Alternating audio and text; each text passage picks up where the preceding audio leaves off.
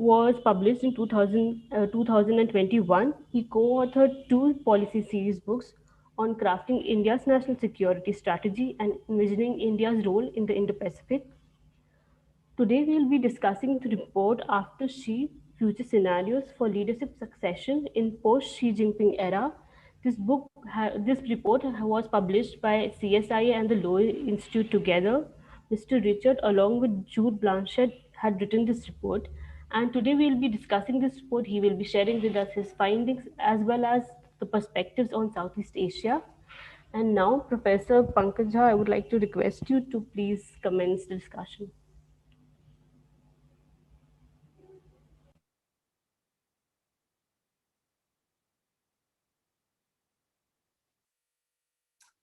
So, You're muted. Sir, we can't hear you. Okay. Okay. We take the second retake as it is done in movies. Welcome, Richard. I must congratulate you for a wonderful report that you have written. In fact, few of the parts I found it really intriguing and interesting, and we carry on the discussion on those lines. You have really talked about the Xi Jinping era, how it has really transformed these power structure in China, and it is very much stated that Xi wants to overtake Deng Xiaoping and Chairman Mao's legacy as such, and therefore my first question will be that how do you describe this Xi Jinping's era, and what makes him different from the previous leaders of China, which have been much towering above his stature as it is now? Over to you, Richard. Thank you. Thank you for having me here. I'll make sure I'm unmuted. You're not the first person not to unmute themselves. This is happening all around the world these days. Yeah, so look, let me just look at that on two levels, and it's somewhat contradictory, but both valid ways of looking at it. Certainly, it is true that Xi Jinping is a very different leader from Hu Jintao. He's much more assertive. He's more decisive. We no longer have the sort of first amongst equals collection of leaders on the Politburo. It's very definitely, a return to strongman rule. And I think I was one of the many people 10 years ago when I wrote my book on the Communist Party. At that time, the conventional wisdom was that China was so big, so sprawling, so complex, so connected to the world that you could no longer have strongman rule. You had to have a collective leadership. He has proved that wrong. You can have a debate about how powerful he is compared to, say, Deng Xiaoping and Mao Zedong. I think I'm at the school that he's not really as powerful as them as individuals because of their connections with the military, revolutionary prestige and the like. But what I think is really different about Xi Jinping are two things. Number one, China as a country is much more powerful than it ever was. Thus, whoever was leading China these days would look like a more powerful leader. China has a more powerful military, a bigger economy, a lot more money. It is the largest trading partner of most countries in the world, or at least more countries than the US. Therefore, its economic influence has gone up. Its diplomatic influence has gone up. So therefore, Xi Jinping has at his fingertips, if you like, all manner of levers of conventional power and statecraft that other leaders did not have. So in that respect, he's a much more powerful leader than Deng and Mao and Hu Jintao and the like. As to the other defining feature of the Xi era is, I guess, not only has he reinstituted a strongman rule, he's reinstituted a much more political rule. In other words, the party is much more powerful. The government, that is the sort of organs which execute policy, are much less powerful. So he's a much more political leader as well. My second question follows from your first, the answer itself. I have visited China a number of times, and my last visit was in 2019, November itself. I visited one of the party schools, and in a very harsh tones, they said that party schools do contribute to the power structure as such. And what has happened that there are secret vigilantes which looks into who's nominated for the party schools, the principals, the teachers, and all those things. And I think this whole edifice which is being created behind Xi Jinping is problematic because any dissident is really being noted down, and that dissidence is curbed down as such. So when you look into these, which is the edifice which has been created on behalf of Xi Jinping, and if he really leaves power, if you have narrated it into the two scenarios that you have talked about, 3 and 4. So, do you think that China will be, vulnerable to this discordant transition of power as such? Because many of these structures are still in favor of Xi Jinping as such. Thank you.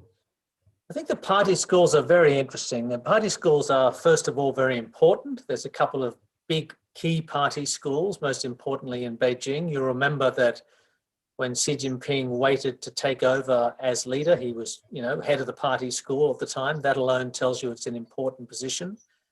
Now, in my experience, I lived in China a number of times in the 90s, and then for 10 years from 2000, and I've been back just about every year except for last year.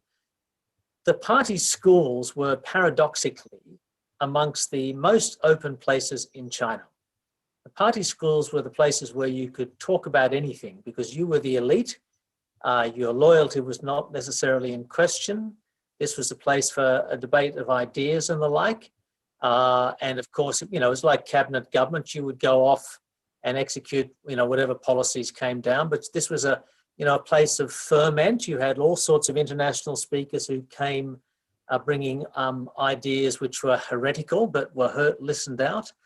So, but under Xi Jinping, this seems to have disappeared now. Even the party schools, as you say, are just another instrument to build the legacy of the edifice of Xi Jinping and Xi Jinping thought. And this goes through the party schools, it goes through all the ministries, it goes through the education system, it penetrates all organizations and the like, which of course were already linked to the party, but had some sort of independent stream of their own or discussion of reform. So the lack of discordant voices. Now we don't know precisely what's happening behind the scenes in every instance. There's certainly been some debates which have spilled out into the open, most recently, most importantly, in about 2017, 2018 on the kind of trade deal that China should strike with the US. There was a lot of dissent over that, and Xi Jinping had to sort of take notice of that. But the lack of discord over time, in any rational political system is a bad thing for the political system. And we just have to see how that plays out. My third question is with regard to, when you look into Xi Jinping and the legacy and the aura that he has created. Again, I'm stressing on the word aura. Do you think this, unexpected transition of power, maybe because of his ill health or certain developments at the power structure, do you think Xi Jinping will become a fall guy? Because he has a lot of dissidents in and across China, which are still talking in very harsh tones as such. Thank you. When you say, will he become the fall guy for whom?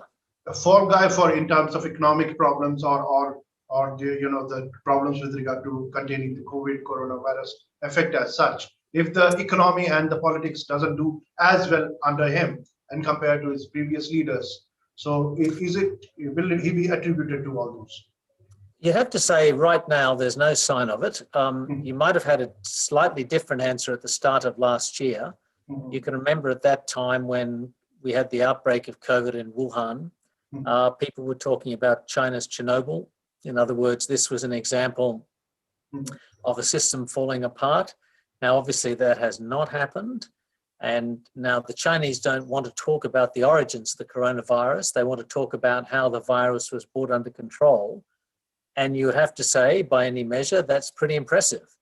Now, China has all the tools of authoritarianism to do that, to lock people down, track them on their phones, and the like.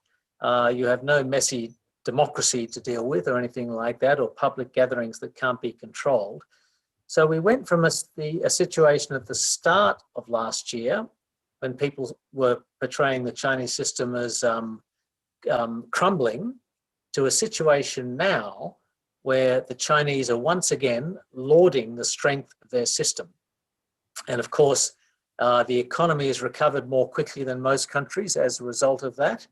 And people's lives have returned to, by and large, to normal. So, apart from travel overseas and the like.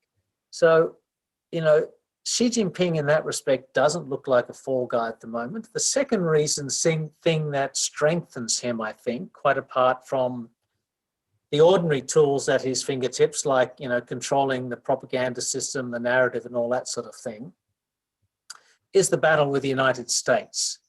This is a sort of a galvanizing issue across the system. It affects just about everything: technology, geopolitics, the system itself, the economy, the region. So it's pretty hard to break ranks with the leader when you are in what looks like and what is portrayed as, an existential tussle with a rival superpower, and a rival superpower which is a democracy and thus has a system which is hostile, they believe, to the party state. Now, never say never, nothing lasts forever. But if she were to be a fall guy, I think China would have to have pretty big problems. We don't know what's going to be like in five years, but at the moment, you would have to say his position is pretty solid. If you look into the Chinese, history, particularly the CCP history, the family, lineage, the effect in terms of, getting into the power structure of CCP is very critical. And you see all those political leaders which have their fathers, their grandfathers, very adherent to the Communist Party ideals as such. How do you think, this elite political rivalry, which is existing in China since 1949, has created this discordant transition of power? So your take on this subject as such? Yes, there will always be people who will tell you that, Chinese politics is controlled by 10 families in Beijing, or it could be 80 families in Beijing. I'm never quite sure how many. So that's certainly true. The first families are the revolutionary families, the families which can trace their lineage over decades through past leaders of the CCP, have enormous prestige, have enormous power. Often the case that is handed down to their sons, and always sons, basically, not their daughters. You look at Bo Xilai, for example. Bo Xilai was one of two sons from Bo Bo, and I think it was the family decided that one son would go into politics, and that was Bo Xilai. And he went a long way before he was toppled. Xi Jinping as well is obviously of red lineage, but I'm going to qualify that slightly. If you look at Xi Jinping's career, whether you think it was distinguished or not, post the Cultural Revolution, he had to do what any official had to do. He went out to the regions, he went out to a poor county in Fujian, and he had to work his way up through the system. Now, there are some people who will tell you that, he was protected all the way up, but he still had to do all the kind of work that an up-and-coming official has to do inside China. Secondly, if you look at Hu Jintao, he didn't really come from any famous first family at all. And Jiang Zemin's antecedents were kind of contested, actually, and not overly prestigious. So there's maybe a cycle there. It's certainly not a given that the leader of China is going to be of the red nobility. But certainly when it comes to choosing a leader at a critical time, and the elders, the first families all have an influence in that, that's going to be important. I'll just make one other point. The first families all have a shared interest in the party and various things. They also are rivals as well. Yeah. The Deng family, in theory, doesn't get on with the Xi family. And Xi Jinping hasn't done the Deng family any favors while he's been in office. So I don't want to paint them as one sort of single block. Okay. When you look into Xi, and Xi was the biggest beneficiary of the Deng's political reforms. So, but while when he came to power, he has dumped all those reforms when he came to power as such. So what do you think about this as such? Yes, I think that is a very interesting question. Just to give the listeners some background, when Deng Xiaoping came to power in the late 70s, early 80s, he began this process of political reform. Now, outsiders, Westerners maybe in particular, often say China has economic reform, but no political reform. From a Chinese perspective, that's completely wrong. Because from the Chinese perspective, you have a lot of political reform within this party system. And gradually, and Deng Xiaoping's implanted the seeds of that reform, which developed over time, which was basically an attempt to stop a dictatorial takeover for life, dictator for life, that Chairman Mao had been, with disastrous consequences. But also there were many other parts of that. So there's retirement ages, term limits. If you're the party secretary of Guangdong, for example, you cannot come from Guangdong to stop local fiefdoms developing. The keystone, the cornerstone of those reforms was the decision that the presidency should be term limited to 2 5-year terms. Now, initially, that did not affect the most powerful position in the country, that of party secretary, because the party secretary is not term limited. But once under Jiang Zemin, the positions of president and party secretary became fused, in other words, occupied by the same person, that meant that the head of the Communist Party was also term limited. You get 2 5-year terms. And this evolved gradually. It didn't happen overnight. We call it a sort of, in our paper, an incremental institutionalization of constraints on power. So when Hu Jintao came to power in 2002, he took over the party secretary's job and the presidency from Jiang Zemin. But Jiang Zemin hung on to the head of the military and only gave that to him about a year or two later.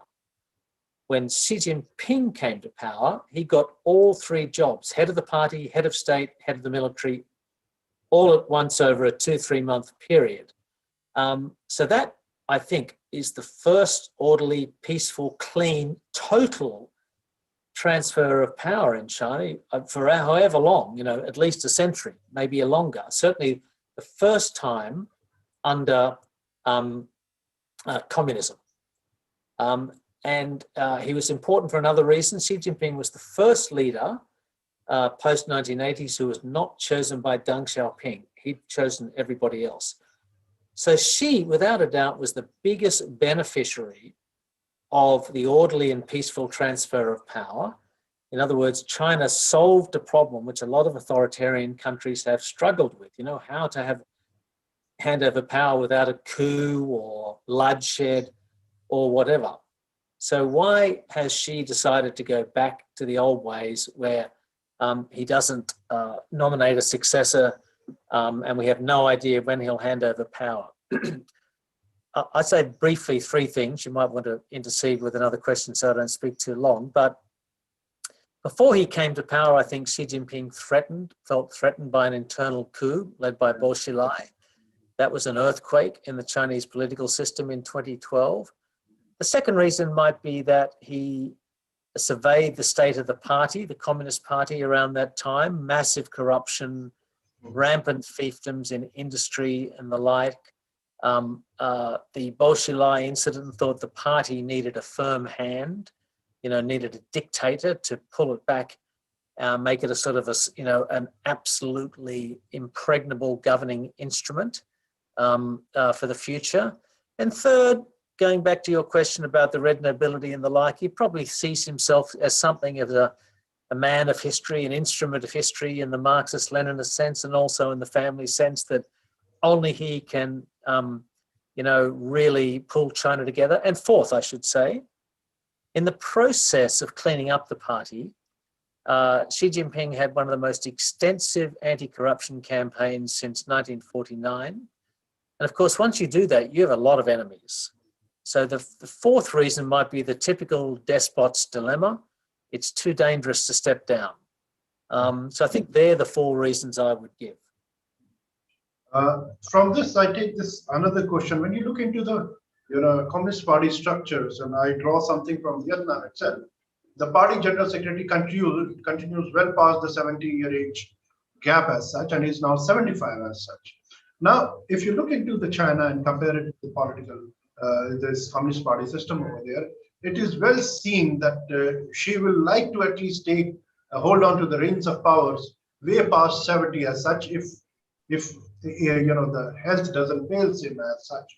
So in this regard, we have seen at times, and both this Vietnam Party General Secretary is working on anti-corruption drive, and you already talked about. She also talking, working on this anti-corruption drive as such. So, given these things, which have become what is called the benchmarks of the leadership in terms of addressing the grievances of the people with regard to mismanagement and misgovernance as such, do you think she will be able to continue for long as such? Purely from the health point of view and the dissidents' point of view as such. Thank you. Well, a couple of things there. I mean, I think you mentioned the age of 75. I presume that's when Jiang Zemin stepped down. Yes. So that's really a convention. There's no time limit, no age limit. So that I think he's not bound by that. Mm-hmm. Secondly, you talked about the Vietnamese Communist Party, correct? Mm-hmm. Yeah, the Vietnamese Party, which is really the only other successful Communist Party, North Korea and Cuba aren't successors, it's very different actually, because they've got a sort of much more sort of, different centers of power.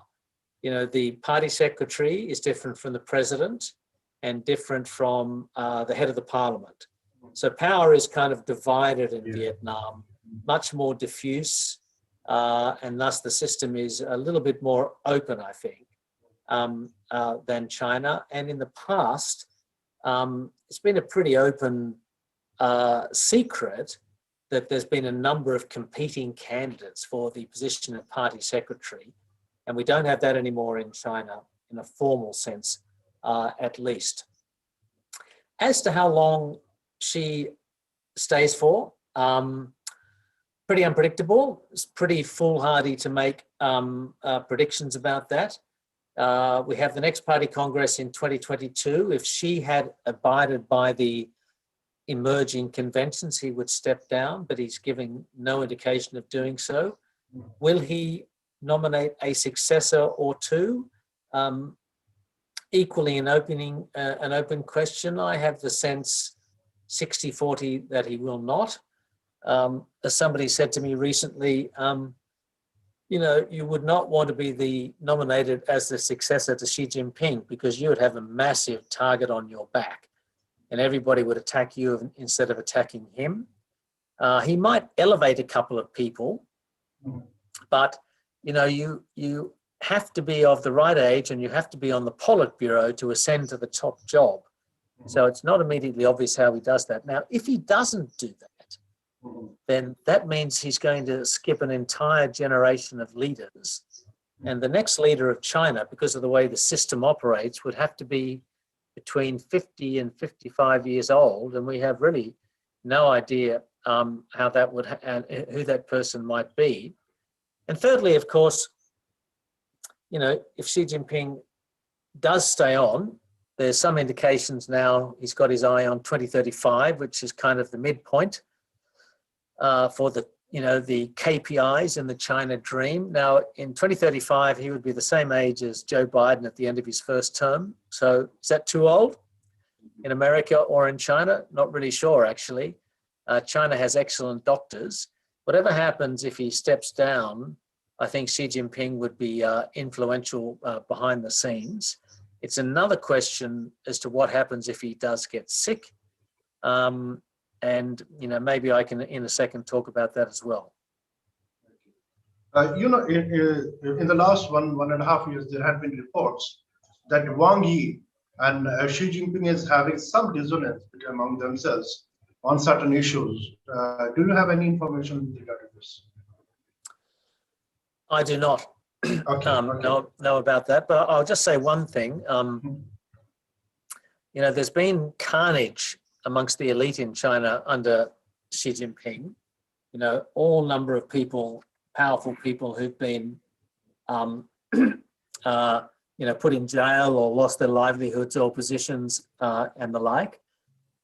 But the core of his advisors in economics advice, Liu He, number one, and in foreign policy, Yang Jiechi and Wang Yi, have been stable, remarkably, for 8-9 years now. So if there are some disagreements with Wang Yi, there's little to show for it outwardly. And secondly, I think Wang Yi basically, and the foreign ministry generally, they're smart enough to get with the program. That's why we have wolf warrior diplomacy. That's Xi Jinping diplomacy. And Wang Yi is part of that. If he weren't, that would be a disagreement to note. There has been certain comments and commentators which have said that she has been very strong against its detractors and rivals, and it is not very often reported in media with regard to his programs and his acts which it has committed with regard to rivals or critics. So what do you say about this reign of terror which she has unleashed on its rivals and its friends as such? Did you say pogroms? Yeah. There's these, certain programs, Programs, right. Yeah. Well, I'll tell you this. I'm reading Stephen Kotkin's biography of Stalin right now, and I'm reading about the Great Terror. And Xi Jinping is no Stalin, that's for sure. There's a lot of similarities, but, he tends to reward loyalty, whereas, Stalin killed his loyalists. So, look, I think the anti-corruption campaign is part of that. The anti-corruption campaign has a number of purposes, which are both interlocking and maybe contradictory, but, one is aimed at genuinely outrageous corruption. I think that's a measure which, has the potential to make Xi Jinping very popular. Chinese people get very angry at corruption amongst top officials, and there's little sympathy for any of them when they go down. So I think that's pretty important. But the anti-corruption campaign is both a political tool and a fiscal tool. It's a political tool in that it gets rid of rivals, and we've certainly seen that under Xi. And it's a fiscal tool in this that it's an instrument for implementation of policy by the centre from the centre. And in other words, it's the classic Chinese dilemma. In such a big country, in India, you would understand this. No matter what the centre says, people go about and do their own thing at a local level. Well, certainly, Xi's anti-corruption campaign also gets a greater level of obedience from down below as well. Well, thank you. In your book, you talked about the 4 scenarios, and the last 2, the third and fourth, with regard to coup, and the fourth one with regard to incapacitation or death as such. So, what do you think, which is most likely to happen, and why? We didn't actually put, percentages on what might happen, because I just feel that would just be overly speculative. I think we did say, and I believe that a coup is most unlikely. Xi's secret police have the whole system wired. It's very hard to organize something like that in China. Xi has his own people in the military. Xi has his own people in the Central Bodyguard Bureau, which is the Praetorian Guard. So it's very hard to see both the grounds for a coup or the ability to execute a coup. And we certainly have no sign of that. Incapacitation is the interesting one, I think. Xi is about 67, 68 now. He's overweight. In the past, he was a smoker. He obviously works extremely hard, has a stressful job. Nobody lasts forever. It's despite the excellent doctors and medical care on offer for leaders at Zhongnanhai, it's possible that his health will deteriorate before he leaves office. And that's when you get to a situation that's not quite like the Soviet Union under Brezhnev. They used to be the old joke, brain dead for 10 years because of his incapacitation. But, if a leader is absent and no longer decisive, then that gives other people a chance to maneuver. We haven't seen that. In China, under Xi, we would start to see that if he were to step down. And of course, that could be highly destabilizing for a system. If you only have one center of power and that center of power is diminished or removed, then there's the nightmare scenario for China of a split at the top, as we saw in 1989, in fact, and to some extent in 1987. And that gets back to the point of succession, that Xi Jinping's failure so far to prepare an orderly succession potentially lays the groundwork for a succession crisis. Now, in saying that and in raising that, we're not necessarily arguing that the country falls apart. For example, if Putin was to leave Russia, that would be, I think, hollow out the political system entirely and leave a bureaucracy which itself has been, turned into a nest of cronies. In China, China has a real functioning bureaucracy. It has real companies. It has a real economy. So they might be able to muddle through. But a split of the leadership at the top is potentially very damaging for China. And it's something which, of course, would easily spill over to the rest of the region, the rest of the world as well, because of China's pivotal role in, the regional and global economy and security as well. My next question follows that, if you have seen that China's military modernization and opening up of bases, Djibouti is the first one, then second aircraft carrier, because Xi Jinping also is into the Central Military Commission. Do you think till she is there will be more aggressive posture that China will be adopting vis-a-vis Southeast Asian countries as well as also with Japan as such? Undoubtedly, but it's a slow boil, I think. China doesn't want confrontation. It doesn't want military clashes. It wants to, gradually envelop other countries in its power. And that's the case if it's Cambodia, and it's the case in a different way if it's Japan. Let's take Japan first. The territorial dispute over the Senkaku or Diaoyu Tai islands is one of those territorial issues that neither can cede on. I think the Chinese strategy there, you can see this by their relentless patrolling on sea and now air around the islands, is to basically wear the Japanese down and make the Japanese negotiate. In other words, right now the Japanese won't negotiate because they say there's no dispute. The Chinese over time want to wear them down to force them to do so, and that of course would be an historic humiliation for Japan if they had to do that. It's a gradual process. There's no point in going to war. Southeast Asia is the same, but of course Southeast Asia is a very diverse area. If we just take the 10 ASEAN countries, continental Southeast Asia is kind of different from maritime Southeast Asia. There are some countries that, like Cambodia and Laos, which others in the region think have been totally compromised by Chinese power. We've famously had the suggestion from a former Singaporean diplomat that ASEAN 10 should become ASEAN 8 or something like that, as a way to remind these countries. Personally, I think the Cambodians would like to have, more US influence in their country. They would like to have more options, but it's just not there. And of course, now we see the naval base unfolding in front of our eyes in Cambodia. It's a little bit different down in the South China Sea, where you have a different set of conflicts.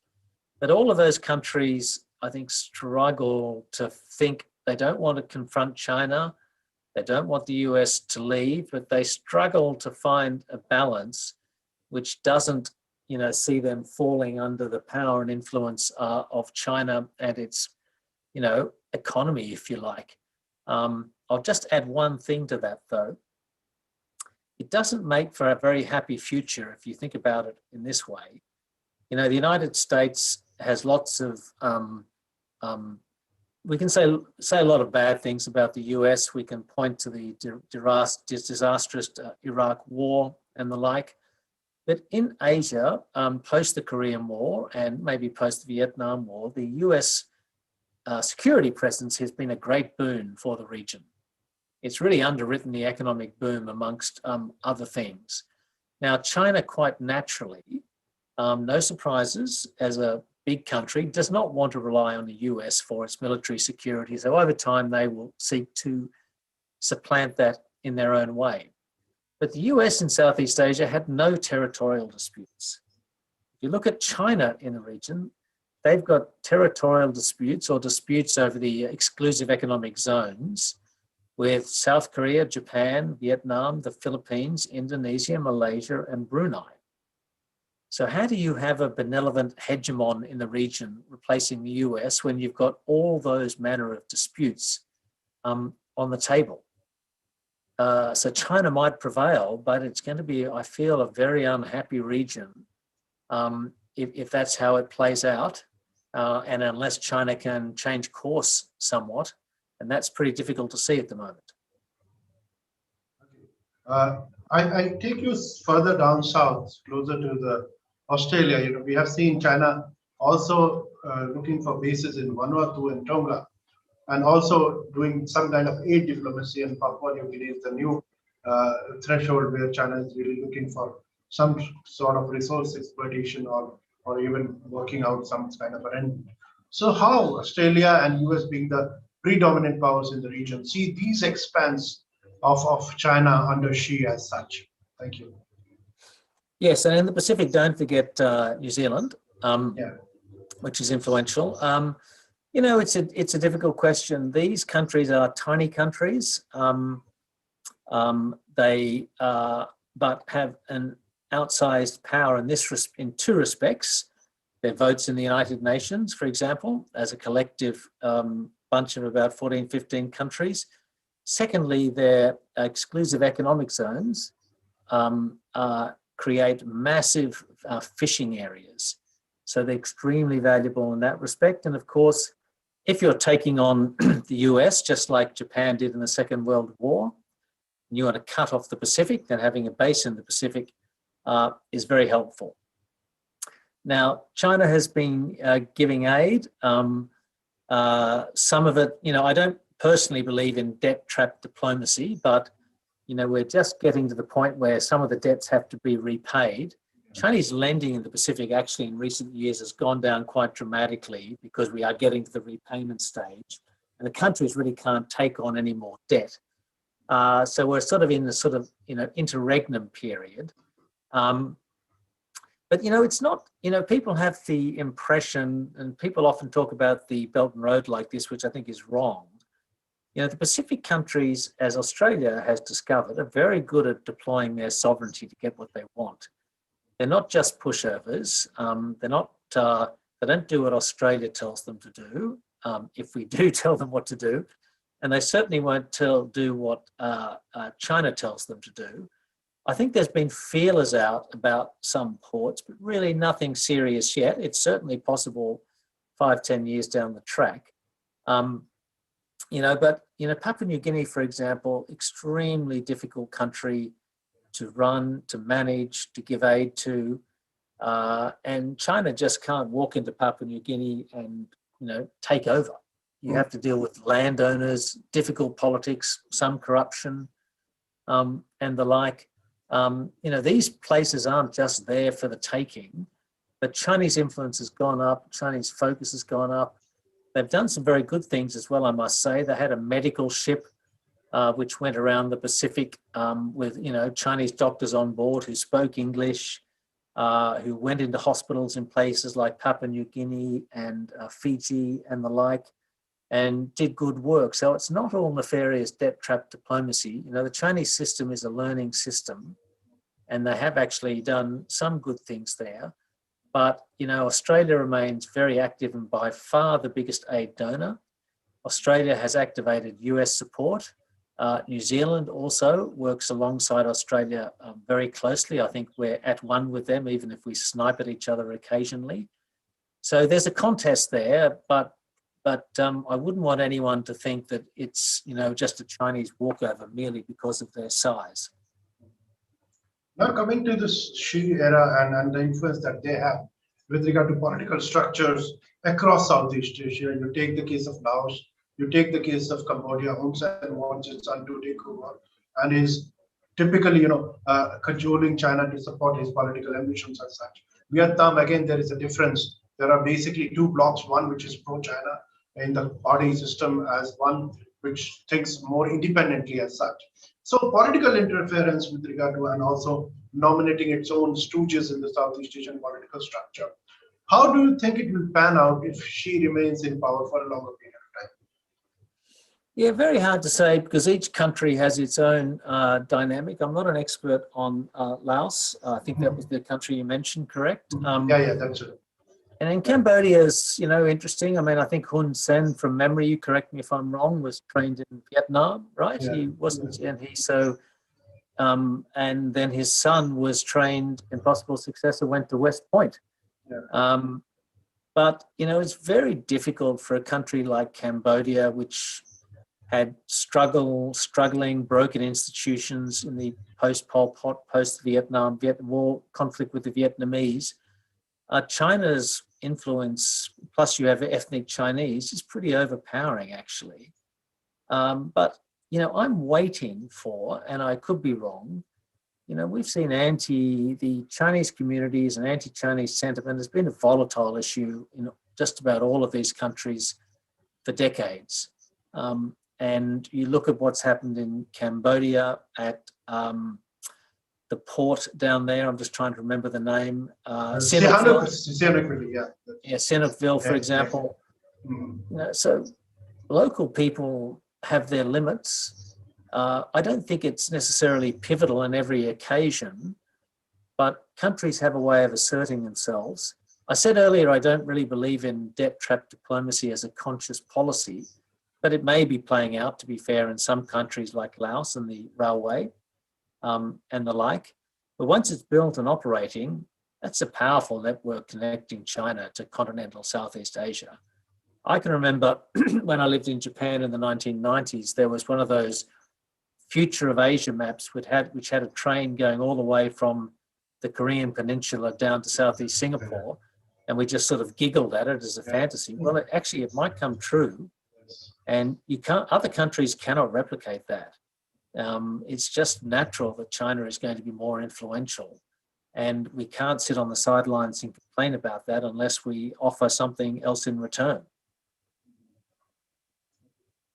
When you look into this Xi and power structure, and I come to this question that Australia has seen some kind of a tense relationships with China in the recent past. How do you foresee the future as such, with Xi at the helm of power?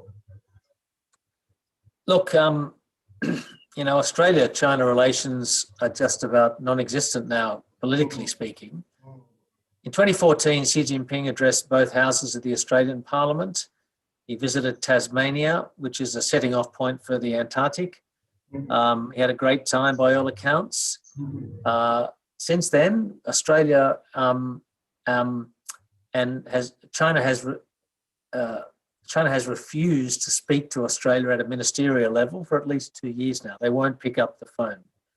Now, trade is still very good, mainly because the Chinese still depend on Australian iron ore and other commodities, LNG, wool, and the like. But they've also targeted literally about 20% of our imports, just cut them off. And that's 10% of all exports, and that's 10% of Australia's exports were simply cut. This is powerful economic coercion. Now, there's a long sort of story behind the collapse in relations, but there's been many points of conflict, Hong Kong, Taiwan, South China Sea, competition in the Pacific, our close relationship with the United States, the independent call for a COVID inquiry, et cetera, plus interference in domestic Australian politics. Many other countries have been fighting with China, but China has really decided to make an example of Australia. I think it's a very important example in this respect. I think China's calculus was twofold. we make Australia pay a price, and Australia folds, makes concessions, and that's a win for us, China. Or Australia doesn't fold, but the rest of the world can see them paying an economic price, and that's an example to others. Well, neither of those things have happened. Australia hasn't folded. In fact, public opinion has turned decisively against China, and politicians notice that. And secondly, we haven't paid a big economic price, certainly in some sectors, because there are some parts of trade that China couldn't cancel. Now, that has made Australia, in my belief, a little bit complacent, like, we can ride this out. That might not be the same in 5 years. But in the short term, it hasn't been a success for China, actually.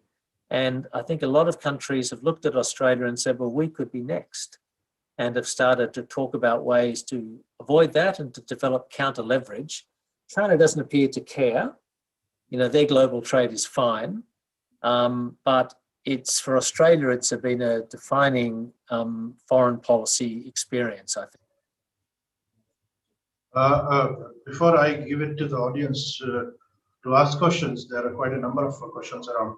I will ask that last big question, with 100 years of the Communist Party rule and Xi Jinping in power, will the Taiwanese dream be fulfilled?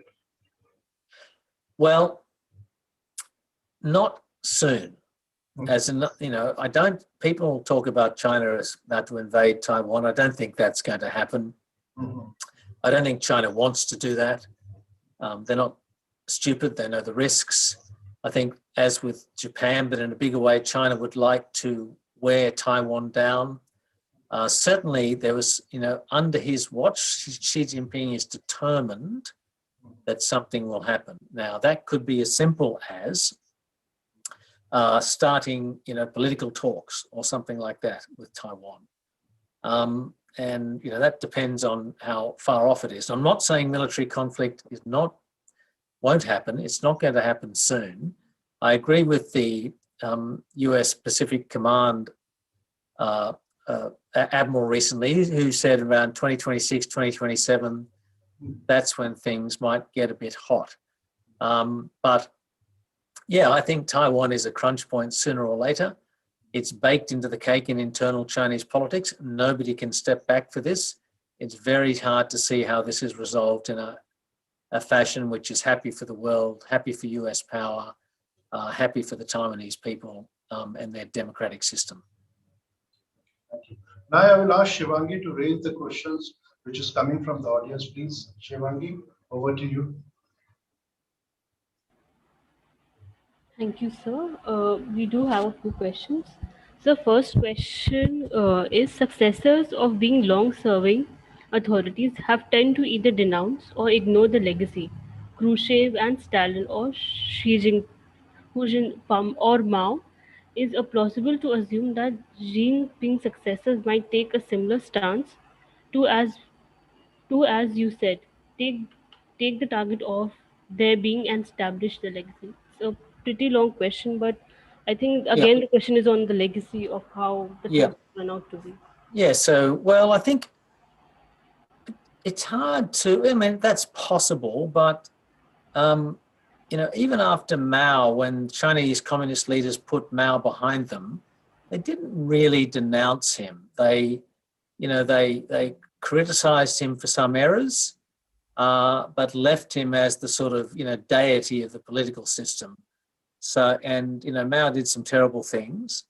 Outside of the official party verdict on Mao, it was unofficially 70% good, 30% bad. So even with Mao, unlike, say, Khrushchev and Stalin, there was no thoroughgoing denunciation of Mao. And Xi Jinping, for example, is very strict on this. He respects Mao as much as he respects Deng. And Xi, for example, would not allow criticism or denunciations of Stalin inside China because he thinks that undermines the sort of, communist pantheon, communist international legacy. So Xi would have to fail pretty dramatically to be denounced by his successor. He would probably be denounced for just the sort of things that we might applaud. You know, if Xi, for example, failed on Taiwan, he'd be denounced on that. So he'd be denounced from the other side. But, you know, China under Xi has grown at a reasonable clip economically. It's got greater global stature. So you'd have to see a radical change for any or a dramatic crisis and a diminution of Chinese sovereignty and prestige for any successor to denounce him. Okay, sir. So I'll just take this last question from the audience.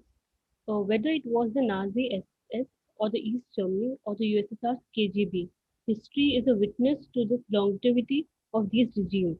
Can a similar one under Xi Jinping maybe any different? Well, that would be very interesting if we could ever see the files of the Chinese party as we could after 91, 92 in Russia, and of course after 1989 in East Germany. That would be great for historians everywhere. Longevity is an interesting question. I think as a governing communist party, the Chinese will overtake the Soviets in a year or two. Their only rivals for longevity in government is the North Korean Workers' Party. And of course, North Korea is a mendicant state, and China far exceeds North Korea in its success. You know, do regimes like this have a shelf life? Certainly this is something that the Chinese themselves are acutely conscious of. There's both a sort of dynastic cycle, you know, dynasties through Chinese history rise, become strong, and then often collapse because of internal decay and corruption or misadventures overseas. And then is there a life cycle of communist regimes as well. This is why, of course, the Chinese study the collapse of the Soviet Union so strongly and take such notice of issues like corruption recently so strongly, because that's the sort of thing that's brought down dynasties or parties before them. So they're thinking about those things very closely. Okay, so now I think we come to the end of our discussion today. Thank you, sir, for joining us today. And I think your work very well shows the problems in the Chinese political system. And I'm sure it's going to, you know, encourage more discussions on this topic. Thank you so much for joining us. And thank you, Professor Pankaj Jha. I think without your support, this event would not have been possible. And I would even like to take the opportunity to thank the IT team for supporting us in organizing this event. Thank you for the audience for joining us and raising your questions. Thank you once again, and I hope you all have a great day. Thank you. Thank you for joining. Thank you, Richard. It was nice talking to you and the lecture. Thank you. Thank you very much for having me, and thanks to the IT team as well. We all rely on them and the organisers, and I appreciate it. And good luck to all our friends in India. Thank you.